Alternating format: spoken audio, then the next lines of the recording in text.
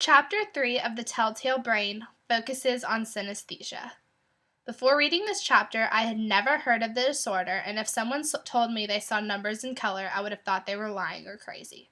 After hearing the 3 hypotheses on the disorder, I realized that it might actually have some validity to it.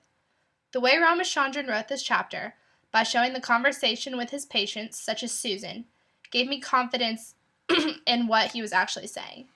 The tone that could be deduced from the conversation made Susan sound so convinced that what she was experiencing was indeed a reality, which made me convinced that what she was experiencing was a reality. And it was also convincing when Susan was not the only person out there seeing numbers in color. He was actually referencing several different sources. The best case for me was the study done with Mirabel. This is the study where he showed different numbers on a sheet of paper, the 5s and 2s, and the 2s made a shape in amongst the 5s. I like this study because it gave me quantitative data. 50% of normal students could not find the global shape, so basically everybody was guessing. Mirabel got it between 80% and 90% of the time each time, so I was very convinced that synesthesia was actually real because statistics work wonders for me when someone's trying to prove a point. I'm glad that this chapter was more conclusive than the others we have read so far.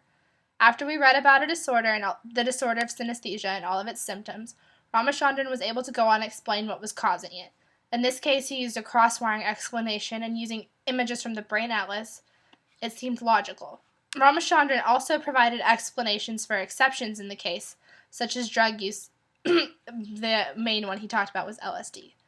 This chapter was more case open and case closed than the others we have read, because he provided an explanation for what was happening and other things that, like drug-induced situations that were also happening with synesthesia. He knew that, for example, with the LSD, he knew that it would not create new axons, but it could enhance the axons that were connecting the color part of the brain and the number recognition part of the brain, and enhancing them and further causing this synesthesia that people were experiencing, like the colored numbers, which to me really enhanced the thoroughness of not just the synesthesia study, but like the drug-induced synesthesia study as well.